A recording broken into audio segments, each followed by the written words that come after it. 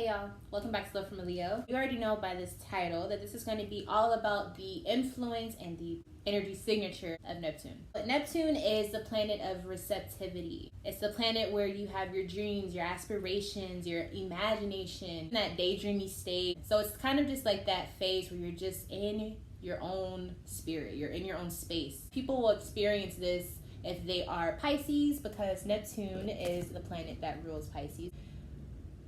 So there's some darker sides to Neptune, as with all different aspects, influences in astrology. Like in comparison to other types of energies, you know when you're messing up. With Neptune, sometimes you're so lost in the fog, you don't even know that you're on the wrong path. So for example, in tarot, you have Seven of Cups. So Seven of Cups, as you can see, he's looking at all of these different cups, and all of these things represent the deadly sins, right? And so these are things that can be fun in moderation. They can bring liberation to a person's spirit or how they feel. But if done in excess, can, backfire and make the person turn on themselves or just shut down in general.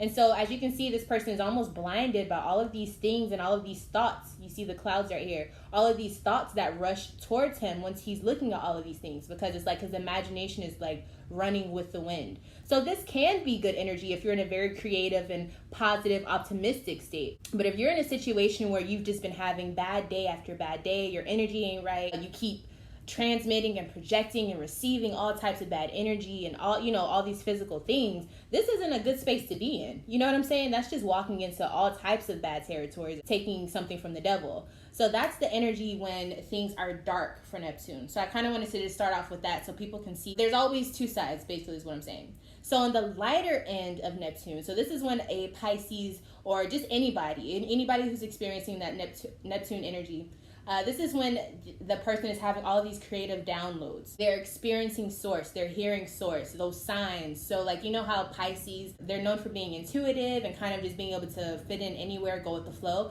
It's because Neptune gives that influence of not having structure.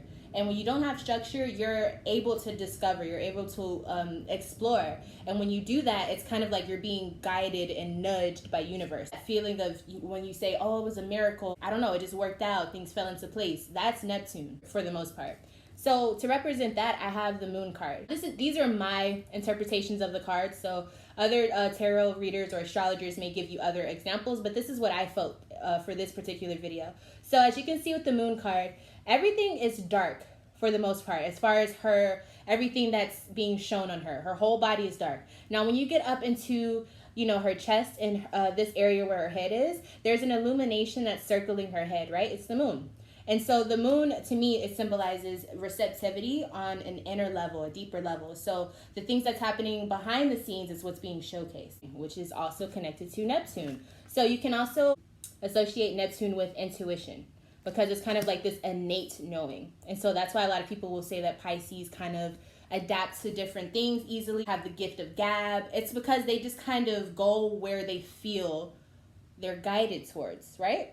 And keep in mind, this doesn't have to just be Pisces. This could be just people who have heavy placements, different planets surrounding their Neptune alignment. So I also have this here. You already know I always research and stuff. So I guess I'll start with this stuff too, and then we'll come back to some more tarot cards. Okay, so let's talk about the symbol. So you already know I'm a Virgo moon, so I have to talk about the symbols. So if you look right here, that little thing that Zeus used to use, I forgot what that thing's called. It looks like a 3 when you turn on the side, right? And so what does 3 represent in numerology? So it's when 1 and 2 come together and there's a creation that's made, which is 3. And so the 3 is the creation. But essentially, it's the message that's coming from that Neptune energy. It's the influence of that. So when you think about that, that's where all of this is coming from. And that's why they point the arrow downwards, and then the ones at the top are upwards, because you're getting that from the heavens. And receptivity from the skies. So that's the main point that you have to understand with Neptune. Neptune is associated with the water sign, but Neptune deals with the skies. So that's air, that's thoughts, communications. So it's communications with the skies, but it comes out in an internal way, a female way, which is Pisces. So I put here the aspects of life that are unseen and mysterious. So these are the things that you may desire. These are the things that you may want to get into, but you don't necessarily know anything about it. You're just intrigued by it. It's your fantasies. So it's the things that I wouldn't say the things that draw you in, because that's more like Scorpio energy, but It's definitely the things that spark your curiosity. So, again, depending on what side of the spectrum you're on, that's going to determine how you play out those influences and how you put those influences into your everyday life. Okay? So, if you're balanced in your desires, most likely the Neptune energy is going to be something that you can work with. Now, if you're not, I don't know. The Hangman. So, we already know the Hangman is a major arcana card. And so, this symbolizes and coincides with the Pisces energy. And the reason why it's associated with that is because whenever you have the Neptune state, like we were saying, it's all about the daydreaming state. So it's all about having those downloads, which is why he is upside down. He's like hanging downwards.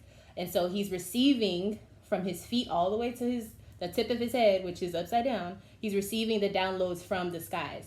As above, so below. If you're hanging upside down and then you have a branch separating you from the skies, that's kind of like that, the line of demarcation. You know what we were talking about? And so if you're hanging downwards, that's where's that symbol at? Here we go. There. So you see how he's hanging down like that? It's the same thing. And then that bar here is the same thing with that bar there.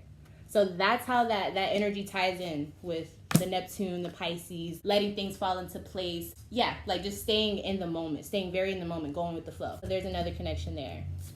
I pulled the Six of Cups because I felt like the Six of Cups is about reminiscing on past memories. And sometimes that can put you in that blissful state of kind of imagining what you want for the future. So that kind of ties into Neptune, but the Neptune aspect of this card is more about getting lost into that memory. So that's kind of a darker energy card for a representation of the Neptune influence. Like when you kind of get stuck in the past. So those people that are always talking about the past and stuff, it's kind of like those people that are stuck in their thoughts.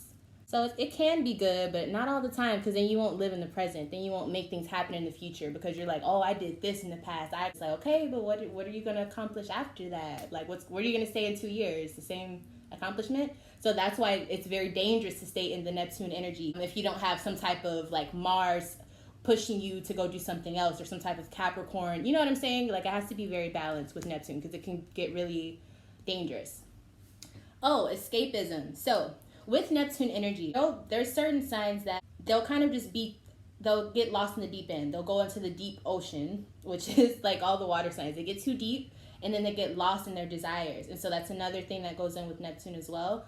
I know I've seen a lot of people that set that with Jupiter, like excess. But Neptune, I feel like, does the same thing. Because with Neptune, when you're in that euphoric feeling of blissfulness with Neptune, that can make you want to experience that if you can't find it in your real everyday life. So you'll go to drugs, or you know what I'm saying? Like you'll go to people who you feel like give you that feeling. Because Neptune is something that it's kind of hard to replicate. It's a very nostalgic, dreamy, I don't know how it worked out, but it did type of energy. It's not something that you're just like aware of until you figure out how everything played out.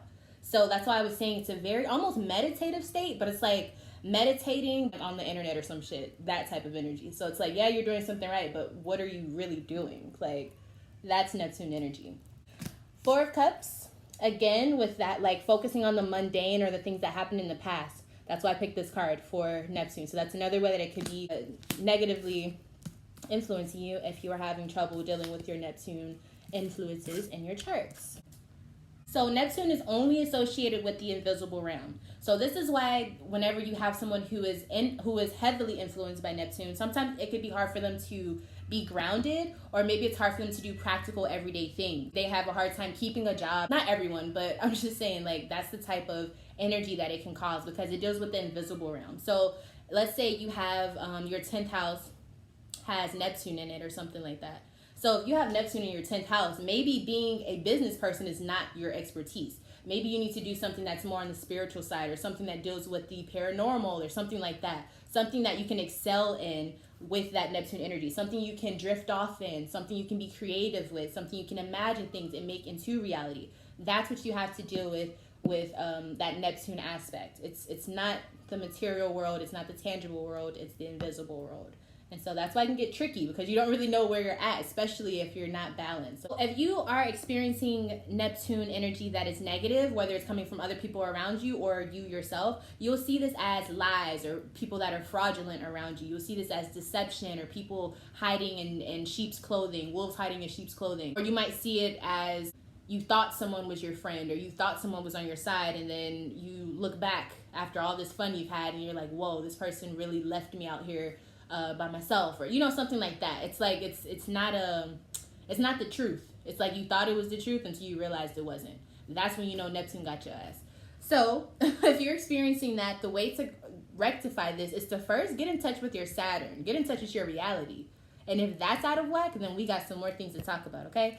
But that's the thing. If your Neptune is negatively aspecting or has an influence with that Neptune energy, it may be very, very hard for you to even understand how Neptune people work, because you're so based in reality. People with Neptune, they don't even grasp reality. They're not in reality. So that's why you have some people who are so like creative, and you have some people who are very just systematic, routine, dry, but there's different things and different aspects that show up for both of those. So some type of, I want to say, incorporate some examples of like art or types of art that represent the Neptune energy. So if you watch anime, that's definitely the energy of Neptune, kind of just creating your own imagination. Now that's a little bit moving towards realistic things, because it's usually based off of people and things, but usually there's a huge influence of Neptune because it's about like things that aren't necessarily true, or if they are, it's like they're not in the material realm. So it's always like just weird type of kooky things that they draw. The storylines are usually really wild, deep, intricate, and you get lost in those stories. You know what I'm saying? So that's Neptune in a physical form. Also, cosplay, I would say, is Neptune, like, because it's kind of like you get into the groove, you go with the flow of whatever you are feeling. You become that fantasy. So if you're starting to catch what I'm saying with the drift or whatever, then you know what I'm saying. So with that being said, you can use Neptune to your benefit if you know how to use it. So let's say you do have heavy placements with Neptune or heavy alignments with Neptune. You can definitely make some crazy things happen because you're using the receptivity from the heavens, also creativity with yourself, and you're bringing that down, you're manifesting that down into this realm. So that could be astronomical. That could be crazy success depending on how you use that. If you don't even know that that's what you're using, you'll get lost in the sauce. So yeah, that's Neptune in a nutshell. There's way more things about it. If you want to know more things, or if you have questions, or if you wanted to talk about things in relation to Neptune with me, you can email me at lovefromaleo@gmail.com. I also offer tarot readings of all types. So if you're interested in prices and all of that and what types that I offer, all you have to do is email me and ask me, hey, what are you offering and what are your prices? And I'll send that right to you. Make sure you're subscribed so you can see more videos, and so you can check out different tarot readings if you're into that, or astrology. So just come hear what I have to say, because I'm always saying something. And yeah, see you guys later. Bye.